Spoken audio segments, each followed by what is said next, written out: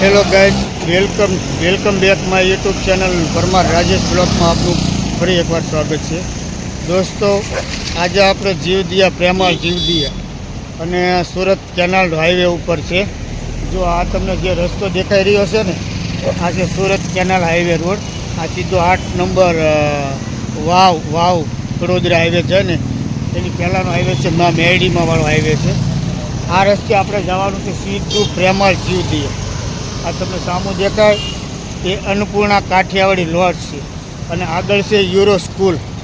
તો આપણે અહીંથી અન્નપૂર્ણા કાઠિયાવાડી લોજ છે, ત્યાંથી બાજુમાં જે નાનો રસ્તો છે ને શોર્ટકટ, ત્યાંથી આપણે પ્રેમાળ જીવદિયાની અંદર જવાનું. તો ચાલો જઈએ હવે પ્રેમાળ જીવદિયામાં જોવા માટે.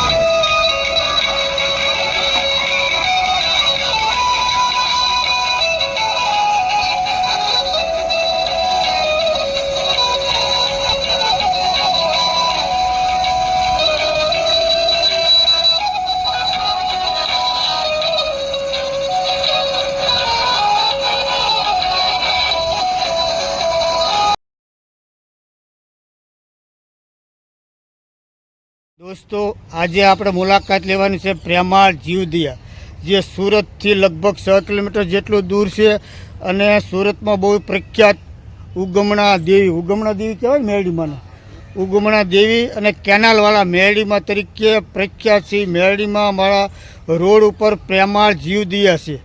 જે પક્ષીઓ ઇન્જર્ડ થાય છે અથવા કોઈ પણ પ્રાણી હોય, કૂતરું હોય, બિલાડી હોય કે વાંદરો હોય કે ગાય હોય, એને કોઈ પણ પ્રકારનું હાનિ પહોંચી હોય, નુકસાન થયું હોય, તો આ પ્રેમાળ જીવદિયાની અંદર વિના મૂલ્યે એનું સારવાર થાય ને.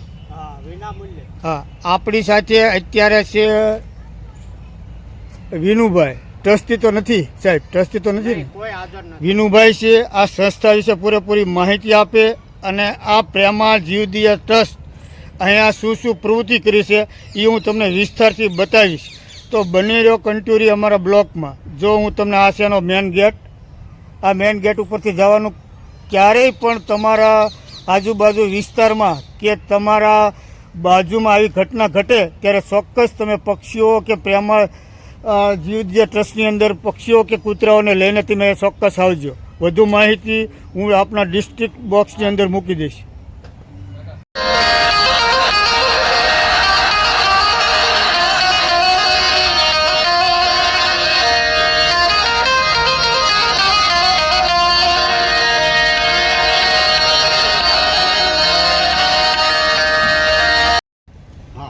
વિનુભાઈ, હા બોલો ભાઈ. આ સંસ્થાની અંદર તમે કેટલા સમયથી સેવા કરો છો અને આ સંસ્થામાં શું પ્રવૃત્તિ થાય છે એના વિશે વિસ્તારથી અમારા યુટ્યુબ વ્યુઅર્સને જણાવો. ચાલો. આજે રાજેશભાઈ, તમે અમારે વહેલી મુલાકાત લીધી છે. આજે હું તમને બધું દર્શાવીને બતાવું છું કે અમારી આ સંસ્થાની અંદર કઈ રીતની પ્રવૃત્તિ છે, કે કઈ રીતની અમે સેવા કરીએ છીએ, કે આ સંસ્થા અમારી કઈ રીતે હાલે છે. આજે હું તમને રાજેશભાઈ બધું બતાવી શકીશ. હા. તો આપણે આ શરૂઆત કરી અહીંથી. હા, વાહ ભાઈ વાહ. આજે રાજેશભાઈ, જ્યારે અમે આ ગાયોનો જ્યારે ગૌશાળા શરૂ કરી ત્યારે અમારી પાસે પ્રસાદીની ખાલી 3 ગાયો હતી. ત્યાર પછી આજે આ રોડની અંદર કોઈ રખડતી કે કોઈ બીમાર હાલત આ તેમાં અમે આ ગાયોને લાવી અને અમે આ સારવાર કરેલી છે. આ ગાયોની અમારા ડૉક્ટર 24 કલાક અહીંયા આની સેવામાં અને ટ્રીટમેન્ટમાં હાજરી આપે છે. હા રાજેશભાઈ. હા, બોલો. આજે આ જે પક્ષી છે કે સસલાની હું તમને મુલાકાત લેવડાવું છું. હા. કે આજે સમાજ જ્યારે નાનું અને રૂપાળું હોય એટલે પાળે, જ્યારે આને થોડુંક મોટું થઈ જાય આ તે અને ઘરની અંદર ગંદકી આ તે થાય એટલે એ લોકો એવું વિચાર કરે કે ચાલો આ કોઈ પણ સંસ્થાની અંદર આપણે મૂકીએ. તો આ છે ને રાજેશભાઈ, આ વસ્તુ આપણે અહીંયા શહેરોમાં બહુ પડાય નહીં. આગળ ગામડાની અંદર આ વસ્તુ બધી પોસાય. આવો રાજેશભાઈ, આજે આ એક પોપટ છે. આજે અમારે અહીંયા બીમાર હાલતની અંદર આવ્યા હોય, આજે અમારા જિજ્ઞેશ સાહેબ છે અને બીજા પરેશ સાહેબ છે. આ ડૉક્ટરો આને સખત ટ્રીટમેન્ટ આ તે સારવાર કરી અને આજે રાબેતા મુજબ અમે હાજા કર્યા છે આ ડૉક્ટરને. આજે અમારી સંસ્થા એવું કહે છે કે તમે આને આઝાદ કરી દો ભાઈ.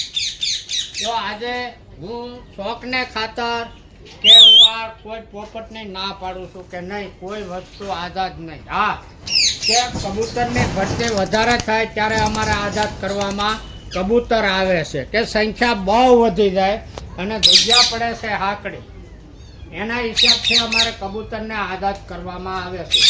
આજે રાજેશભાઈ કોઈ પણને આ સંસ્થાની અંદર કોઈ પણ બીમાર હાલતમાં કોઈ જીવાતમાં આવ્યું હોય, સાજું થઈ જાય તો કોઈને પાછું પરત દેવામાં આવતું નથી. છતાં આજે અમારી સંસ્થા એવું કહે છે કે તમે આઝાદ કરી દો, કોઈને દેના લેના બંધ કરી દો.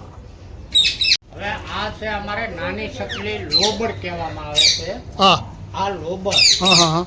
એટલે એના અલગ એમનું કાન આપેલું છે, આખું પિંજરું જ બનાવેલું છે. હા, હા.